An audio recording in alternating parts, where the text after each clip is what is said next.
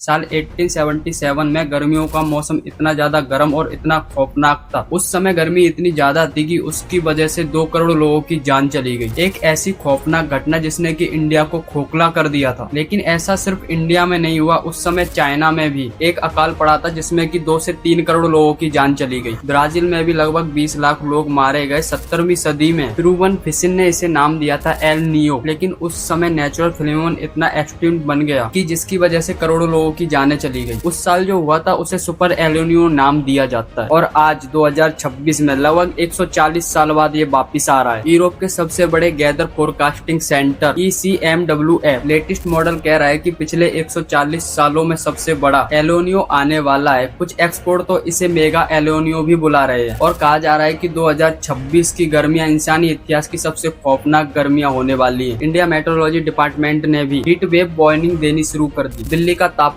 40 degree तक पहुंच चुका है। यूपी और राजस्थान में 42 से 43 डिग्री, भोपाल, नागपुर और बांसवाड़ा जैसे शहर में 54 डिग्री तक पहुंच गया। लेकिन हैरानी की बात यह है कि अभी तो मई शुरू ही हुई है। इस बढ़ती गर्मी को समझने के लिए हमें पहले एल नियो को समझना होगा। आसान शब्दों में कहूँ तो पैसिफिक ओशन, ईस्टर्न और नेचुरल पास जहाँ पर आमतौर पर ठंडा पानी होना चाहिए, वहाँ अचानक से पानी गर्म हो जाता है। जब लाखों करोड़ों टन पानी एक साथ गर्म होगा तो उससे इतनी हीट रिलीज होती है कि उससे पूरे अर्थ का विंड, रेन और वेदर पैटर्न बदलने लगते हैं। पैसिफिक ओशन दुनिया का सबसे बड़ा और सबसे गहरा समुद्र है। इसके ऊपर जो हवाएं चलती है वो ईस्ट से वेस्ट की दिशा में चलती है। इससे होता क्या है कि पैसिफिक ओशन के सरफेस पर जो पानी होता है वो वेस्ट की दिशा में फ्लो करने लगता है। आसान शब्दों में कहूँ तो ऑस्ट्रेलिया की तरफ जब ऊपर का पानी ईस्ट की डायरेक्शन में फ्लो करने लगता है तो जो समुद्र के नीचे पानी होता है वो ऊपर आने लगता है। यानी कि साउथ अमेरिका के पास समुद्र में नीचे से पानी ऊपर आने लगता है और ये वाला पानी ज्यादा ठंडा होता है उसके कंपैरिजन में। जो नॉर्मल सिचुएशन है कि गर्म पानी ऑस्ट्रेलिया की तरफ चला गया और ठंडा पानी साउथ अमेरिका, तो जब पानी गर्म होता है तो ये एवेपर भी आसानी से हो जाता है। आप इमेजिन करो दोस्तों, ये ट्रेडी विंड्स कमजोर पड़ गई और ये हवाएं इतनी तेजी से नहीं चल रही तो जो ठंडा पानी ऊपर आ रहा था साउथ अफ्रीका की तरफ आ रहा था हो जाएगा सरफेस पे गर्म पानी परमानेंट गर्म ही रहेगा। और जो बारिश ऑस्ट्रेलिया की तरफ हो रही थी वो पैसिफिक ओशन के बीच में कहीं हो जाएगी। इसी फेनोमेनन को एल नियो कहा जाता है। वैसे ही एल नियो इंडिया के लिए एक बुरी खबर है, लेकिन इस साल बहुत ज्यादा बुरी खबर हो सकती है। अमेरिका की नेचुरल ओशियानिक एटमॉस्फेरिक डिपार्टमेंट ने अप्रैल 2026 अपनी लेटेस्ट एडवाइजरी जारी की है, जिसमें उन्होंने बताया कि मई से जुलाई 2026 के बीच में एक एल नियो फॉर्मेट होने के 61% चांस है। टाइमिंग सबसे खतरनाक है क्योंकि एल नियो अपनी पीक पर पहुंचेगा जब इंडिया का मानसून अपनी रीजिंग पर पहुंच रहा होगा। यानी कि उस वक्त हमें बारिश की सबसे ज्यादा जरूरत होती है क्योंकि हमारी फसलें मानसून पर ही डिपेंड होती है। ऐसा ही कुछ साल 2015 और 16 में हुआ था। उस टाइम पर एक सुपर एल नियो 2015 में आया था। उस समय मराठवाड़ा में 40% बारिश कम हुई, पूरी इंडिया में 14% बारिश कम हुई और रिकॉर्ड ब्रेकिंग हीटअप देखी गई। पूरे देश में 2500 से भी ज्यादा लोग मारे गए और पाकिस्तान में भी 2000 से ज्यादा लोग मारे गए। इस हीट वेव की वजह से इस साल का एल नियो 2015 से भी ज्यादा खतरनाक हो सकता है। दिल्ली के लगभग 400 वर्करों के ऊपर हुई स्टडी के हिसाब से सिर्फ 1 डिग्री टेम्परेचर इन फिनिश इनकी अर्निंग 14% गिर जाती है और हीट वेव के दिनों में ये 40% तक गिर जाती है। इसके पीछे कारण है दवा, पानी और बाहर का खर्चा। नेचुरल अनुमान है कि 2024 में भी हीट वेव की वजह से इंडिया ने $194 मिलियन खो दिए और इसका नुकसान सरकारी कर्मचारियों को तक उठाना पड़ता है। 2024 की लोकसभा इलेक्शन में अकेले उत्तर प्रदेश में 33 पोलिंग गर्मी की वजह से मारे गए सरकारी ड्यूटी करते हुए। इसमें सरकार की जिम्मेदारी होनी चाहिए कि वो लोगों को बचाए इस गर्मी में मरने से, लेकिन लोगों की जान बचाना तो छोड़ो, सरकार उन लोगों की मौत काउंट तक करना नहीं चाहती। और देश की अलग अलग गवर्नमेंट एजेंसी 2000 से लेकर 2020 तक बिल्कुल अलग अलग नंबर की। एनसीआरबी ने कहा कि 20,000 से ज्यादा मौतें गर्मी की वजह से हुई। आईएमडी ने सिर्फ 10,000 के अराउंड हुई। कारण है एक्चुअली नंबर इससे कई ज्यादा बड़ा है। एक डिटेल एनालिस्ट ने एस्टिमेट किया कि इंडिया में हर साल गर्मियों में लगभग 1.5 लाख लोग गर्मी की वजह से मरे। हालात इतने खराब हैं कि दुनिया भर में हीट वेव से मरने वाला कि हर 5 लोगों में से मरने वाला एक इंडिया का होता है। 12 तरीके के नेचुरल डिजास्टर को ऑफिशियली नोटिफाई किया गया है, जिसमें से कोल्ड वेव्स है, लेकिन हीट वेव्स नहीं। क्यों नहीं है? क्योंकि अगर हीट वेव को नोटिफाइड स्टेटस बना दिया गया तो नेचुरल डिजास्टर रिस्पॉन्स फाउंड, तो हर कंफर्म गर्मी से मरने वाले आदमी को 4 लाख की कंपनसेशन देनी पड़ेगी। सरकार ये पैसा देना नहीं चाहती और उनको लगता है कि हम ये मौत काउंट ही नहीं करते। अब यहाँ पर सवाल ये उठता है कि क्या इसका कोई सिंपल सोल्यूशन है जो सस्ता काम कर सकते हैं? बिल्कुल है, एक ऐसा सोल्यूशन जिसके बारे में पता चला है। पेनिस्टियन लेवल पर 12 डिग्री सेल्सियस तक टेम्परेचर कम कर सकते हैं। सोचकर देखो 12 डिग्री सेल्सियस कितना बड़ा नंबर है। अगर टेम्परेचर 47 पर है तो वो सीधा 35 पर ले आएगा। एक सिंपल सा सॉल्यूशन है जो कि है पेड़ लगाना।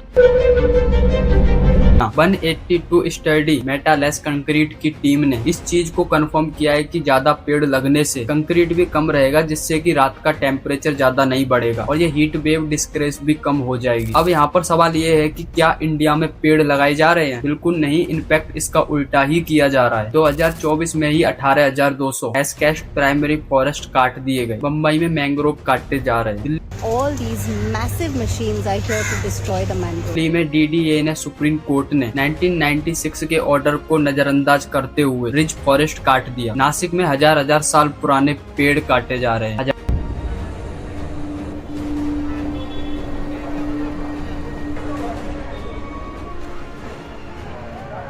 हजारों से ज्यादा पेड़ काटे जा रहे हैं सिर्फ कुंभ मेले के लिए। हेडवेव में पूरा का पूरा जंगल खत्म कर दिया गया एक माइनिंग बनाने के लिए। सरकार और कंपनी मिलकर बहुत धोखा दी हम आदिवासी। ग्राम सभा उन्होंने 3 बार करवाए, लोगों ने इनकार कर दिए, हम खदान ही नहीं चाहते। तो उन्होंने चौथा बार में षड्यंत्र किए, सचिव और सरपंच को दबाव बनाते ले जाके उनको दबाव। पिछले साल गुड़गांव में 12,500 से ज्यादा पेड़ काटे गए। देश में ऑलमोस्ट सभी शहरों का यही हाल है और जब पूछा जाता है कि इतना क्यों काट रहे हो तो बहाना देते हैं कि ये तो डेवलपमेंट के लिए किया जा रहा है। ये देखो, एक पेड़ काटा जा रहा है तो उसकी जगह पर 10 पेड़ लगाए भी जा रहे हैं। आप इसकी सच्चाई जानते हो कि एक्चुअली कितने पेड़ लगाए जा रहे हैं? 2015 से 2019 के बीच में हर एक स्क्वायर किलोमीटर नए पेड़ों, हर 18 स्क्वायर किलोमीटर पुराने पेड़ काट दिए गए। दोस्तों, देश का डिफोरेस्टेशन का और जो पेड़ लगाए गए उनमें से भी 50% आइसोलेशन पेचल लगाए गए, जिसका कोई इकोलॉजिकल बेनिफिट नहीं है। ये नहीं कह रहे, IIT मुंबई की स्टडी दिखती है। ये सब सुनकर एक नेचुरल रीजन आपके मन में आएगा कि यार समझ लिया कि सारी चीजें बहुत भयानक हो रही हैं। लेकिन यहाँ पर सवाल ये है कि मैं अकेला आदमी यहाँ पर क्या कर सकता हूँ? मैं अकेला आदमी इस एल नियो को तो रोक नहीं सकता और ना ही मैं अकेला क्लाइमेट चेंज को रोक सकता हूँ। तो अब सवाल यहाँ पर ये है कि एक अकेला आदमी यहाँ पर क्या कर सकता है? कुछ चीजें हैं दोस्तों जो आपके हाथ में है। नासिक के लोगों से एक्सप्रेशन लीजिए और एक एक पेड़ को कटने से अपने मोहल्ले में बचाइए।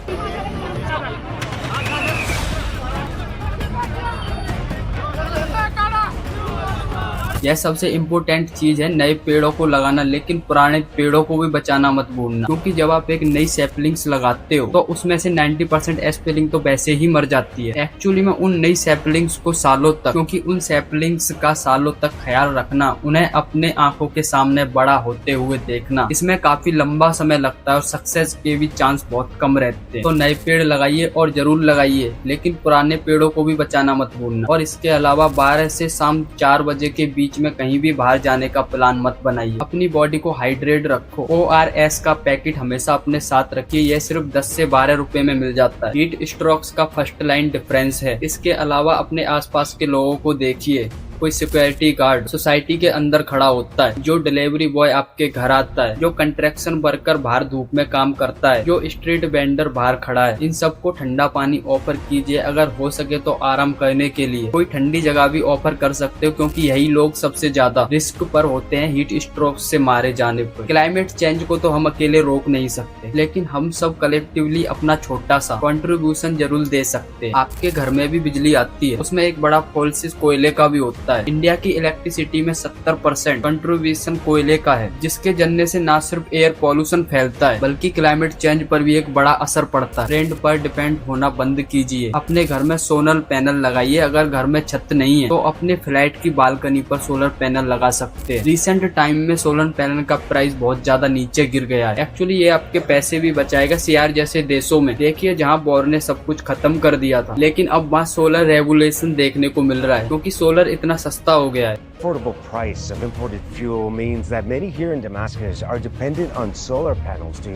power their homes instead of using private generators. मेरे घर की पूरी इलेक्ट्रिसिटी भी सोलर पैनल से ही चलती है, सिर्फ छत पर लगाई गई सोलर पैनल से। आपको भी ऐसा करना चाहिए, क्योंकि ये एल नियो जो है यह आखिरी नहीं है, 3-4 साल बाद फिर से आएगा, फिर उसके 3-4 साल बाद फिर आएगा, और ये हर बार एक गर्म बेस लाइन पर हिट करेगा। अगर हम जंगलों को नहीं बचा पाए, अगर रिन्यूएबल एनर्जी में इन्वेस्ट नहीं किया, तो ऐसा होगा कि हर साल एक नया एल नियो आएगा। लेकिन सबसे शॉकिंग बात यह है कि 2026 में जो बच्चे पैदा हो रहे हैं उनके लिए नेचुरल कॉन्सेप्ट ही अलग होगा। वो कभी जान ही नहीं पाएंगे कि जो गर्मियां हमने अपने बचपन में देखी 30 से 35 डिग्री वाली, वो होती कैसी हैं। उनके लिए गर्मियों का मतलब हमेशा 45 डिग्री सेल्सियस ही होगा।